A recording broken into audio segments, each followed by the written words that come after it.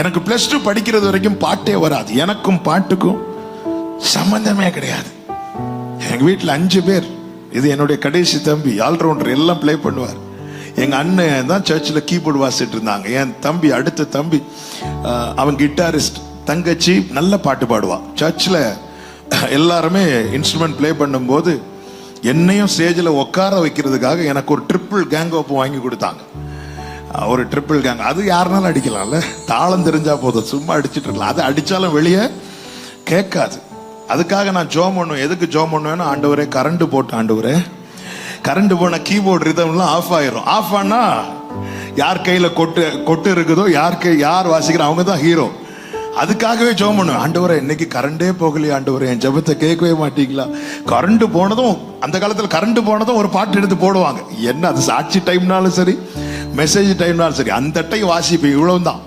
இதுக்கு மேல எனக்கு ஒண்ணுமே தெரியாது, ஒன்றும் கிடையாது. சின்ன வயசுல VBS ரெக்கார்டிங் நடக்கும்போது ஒவ்வொரு சர்ச்சிலேருந்து நல்ல பாடுற 2 பேரை கூட்டிட்டு போவாங்க. என் சர்ச்சில் இருந்து என் தம்பியும் தங்கச்சியும் கூட்டிட்டு போவாங்க. ஒரு வாட்டி சண்டே ஸ்கூல் நடந்துட்டு இருக்கு. அப்போ கார் வருது. நாங்கள் எங்கள் ஊர் நாகர்கோவில், ட்ரிவாண்ட்ரம்ல ஸ்டுடியோ இருக்கு. அங்கே ரெக்கார்டிங்கு போகணும். அப்போ கார் நிற்கிது. தம்பி தங்கச்சி எழும்பி போகிறாங்க. அப்படி கெத்த எழும்பி போகும்போது நான் அப்படி பார்த்துட்டே இருக்கிறேன். நீ அதை காண்பாய் புசிக்க மாட்டாய் மாதிரி நான் அப்படி பார்த்துட்டே இருக்கிறேன். அப்போ தான் எங்கள் சண்டே ஸ்கூல் டீச்சர் என்னை கிண்டல் பண்ணுறாங்க. இதே வீட்டில் தானே நீயும் பிறந்த, உன் தம்பி பாடுறான் பாரு, தங்கச்சி பாடுறா பாரு, நீயும் இருக்கிறியே, இப்படி வளர்ந்த வேணாம். நான் +2 படிக்கும்போது எங்கள் அண்ணனுக்கு சிங்கப்பூரில் வேலை கிடைக்கிது. அவங்கள ஃப்ளைட் ஏற்றி விடுறதுக்காக ட்ரிவாண்ட்ரம் ஏர்போர்ட்டில் நிற்கும் போது எங்கள் அண்ணனுடைய நண்பர் ஒருத்தர் கேட்குறார், ஆமா இதுவரை சர்ச்சில் நீ கீபோர்டு வாசிட்டு இருந்த, இனி நீ போக போற, தம்பி கிட்டார் வாசிக்கிறான், தங்கச்சி பாட்டு பாடுறா, கடைசி தம்பி ரிதம் எல்லாம் பிளே பண்றான், அடுத்து யார் கீபோர்டு வாசிக்க போறாங்க? அதுதான் ஒரு பெரிய கொஸ்டின். அப்போ அந்த நண்பர் கேட்கிறாரு, ஆமா அவன் கிட்டார் வாசிக்கிறான், இவ பாட்டு பாடுறா, அவன் ரிதம் பிளே பண்றான், என்ன காட்டி கேட்கிறாரு, இவனுக்கு என்ன தெரியும்? அப்போ இல்லை, இவன் வாசிட மாட்டான், இவனுக்கு தெரியாது, ஒண்ணுமே தெரியாது. நானும் ஜாலியா தெரியாதுன்னு தான் சொல்லிட்டு இருந்தேன். அப்பொழுது அந்த நண்பர், எல்லாரும் நிக்கிறாங்க, என் பக்கத்துல என் காதுல ஒரு வார்த்தை சொன்னார். என்ன சொன்னார்னா, இந்த ஃபேமிலியில நீ பிறந்து வேஸ்ட் அப்படின்னார். அவ்வளவுதான். ஒருத்தங்க உடையிறதுக்கு 1 வருஷம் தேவை கிடையாது. இந்த வார்த்தை கேட்டது அப்படி உடைச்சிட்டேன். என் மனநிலை எப்படி இருந்ததுன்னா செத்துடலாம் போல இருந்துச்சு. அவன் பயன்படுகிற 5 பிள்ளைகள் 4 பிள்ளைங்க நல்லா வளர்றாங்க, நல்லா பயன்படுறாங்க. ஒண்ணுமே எதுக்குமே உதவாம, எதுக்குமே லாயக்கில்லாம அதே வீட்டுல நான் வளர்ந்துட்டு இருக்கிறேன். அப்படி ஒட்டஞ்சு அழனும் போல இருந்துச்சு. நேரம் எங்க வீட்டுக்கு வந்தோம். எங்க வீடு கீழே, மேல சர்ச்.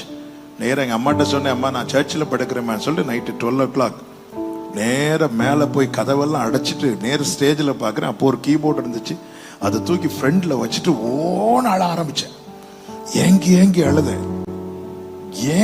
அழுத. நான் வேஸ்ட் ஆண்டவரே இப்படி சொல்லி அழுறேன். அழுதுட்டு கடைசியில் ஆண்டவர்கிட்ட என்ன சொன்னேன்னா, ஆண்டவரே நீர் வறண்ட நிலத்தை நீரூற்றாக்க உங்களால முடியும். இதை நான் கேட்டிருக்கிறேன், நான் படிச்சிருக்கிறேன். அப்படி உங்களுக்கு முடியும்னா இந்த ஜான் சாமையும் பாட வைக்க உங்களுக்கு முடியும் சொல்லிட்டு எனக்கு பாட சொல்லித்தாங்கன்னு தான் கேட்டேன். அவர் என்ன பாட்டே எழுத வச்சாரு. ஹல்லேலூயா, ஹல்லேலூயா. எங்க சர்ச்சில் அதுக்கப்புறமா நான் தான் கீபோர்ட் பிளே பண்ணேன், கிட்டார் பிளே பண்ணேன். என்னுடைய 5வது வால்யூம் தான் அவன் அழகான கண்கள். ஃபர்ஸ்ட் 4 வால்யூமுக்கும் நானே மியூசிக் பண்ணேன்.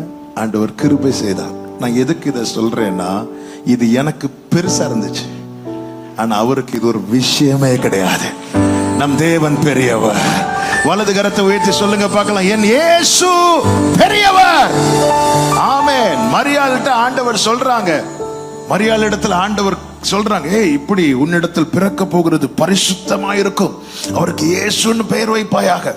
ஒரு பக்கம் பயங்கர ஆச்சரியமா இருந்தாலும் மரியாள் சொல்றாங்க, இது எப்படி ஆகும்? நான் புருஷனை அறியேனே, இது சாத்தியமே இல்லையேன்னு சொல்லும் போது தூதன் சொல்றார், தேவனால் கூடாத காரியம் ஒன்றுமே இல்லை. நல்லா புரிஞ்சுக்கோங்க. நாம் ஒரு காரியத்தை இது என் வாழ்க்கையில நடக்காதுன்னு சொல்லும் அதே வேளையில நாம் இன்னொன்றையும் சொல்லி கொண்டிருக்கிறோம். என்ன சொல்லி கொண்டிருக்கிறோம் தெரியுமா? இதை தேவனால செய்ய முடியாதுன்னு சொல்றோம். இது என் வாழ்க்கையில நடக்காது, இது அவ்வளவுதான், இது என் வாழ்க்கையில நடக்காதுன்னு சொல்லுகிற அதே நேரத்துல நாம் இன்னொன்றையும் கன்ஃபஸ் பண்ணிட்டு இருக்கிறோம். என்ன தெரியும்? இது தேவனால் முடியாது, முடியாதுன்னு சொல்லிட்டு இருக்கிறோம். என்னால் முடியாது உண்மைதான், ஆனா என் தேவனால் கூடும். என் தேவனால் கூடாதது ஒன்றுமில்லை. இது எப்படி ஆகும் என்ற கேள்விக்கு பரலோகம் கொடுத்த பதில் தான், தேவனால் கூடாதது ஒன்றுமில்லை. தாவீதுனுடைய பார்வையை பார்த்தீங்களா? இது எனக்கு பெருசு ஆண்டவரே, வெகு தூரத்து செய்தியை நான் பார்ப்பேனானே எனக்கு தெரியாது. வெகு தூரத்து செய்தி, நாளைக்கு என் தலைமுறை இப்படி நிக்கிறத நான் பார்ப்பேனான்னு கூட எனக்கு தெரியாது.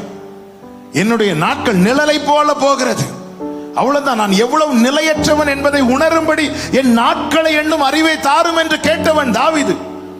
என் பிள்ளைங்க நாளைக்கு நிக்கிறத நான் பார்ப்பேனான்னு கூட தெரியாது. இது வெகு தூரத்து செய்தி, இது பெரிய விஷயம். ஆனால் இது உம்முடைய பார்வைக்கு கொஞ்சமா இருக்குது. காரணம், தாவீது தன் எல்லா தேவைகளை விடவும் தன் தேவனை பெரியவராய் பார்த்தார். எனவேதான் கோலியாத்தை ஃபேஸ் பண்ண முடிந்தது, சிங்கத்தை ஃபேஸ் பண்ண முடிந்தது, கரடியை ஃபேஸ் பண்ண முடிந்தது. என் எல்லா பிரச்சனைகளை விட, என் எல்லா தேவைகளை விட, என் எல்லா சூழ்நிலைகளை விட, எனக்கு விரோதமாக எழும்புகிற சத்துருக்களை விட என் தேவன் பெரியவர் என்று சொல்லுகிறவர்கள் நல்ல கரங்களை தட்டி ஆமென். அவர் பெரியவர், நீ பெரியவர், அற்புதங்கள் செய்பவர், உம்மை போல யாரும் இல்லை, உம்மை போல யாரும் இல்லை. நீ பெரியவர், அற்புதங்கள் செய்பவர், உம்மை போல யாரும் இல்லை, உம்மை போல யாரும் இல்லை. நீ பெரியவர், அற்புதங்கள் செய்பவர், உம்மை போல யாரும் இல்லை, உம்மை போல யாரும் இல்லை.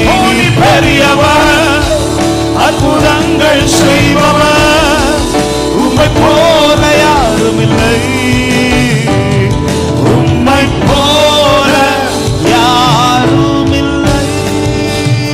ஆண்டவர் மோசே கொண்டு சொன்னார். உபாகமம் 7:19, உபாகமம் 7வது அதிகாரம், அதனுடைய 19வது அதிகாரம் 19வது வசனம்.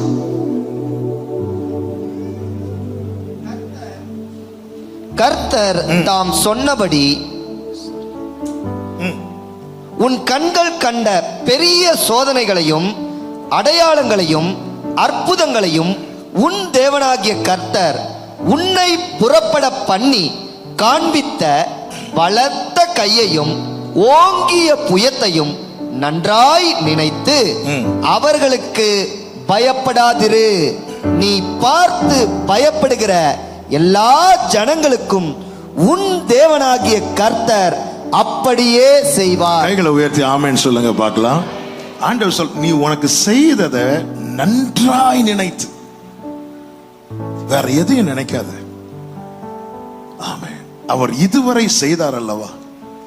ஆமென். அருமையான பாஸ்டர் கொஞ்சம் முன்னாடி பேசும்போது ஒரு வார்த்தையை சொன்னாங்க.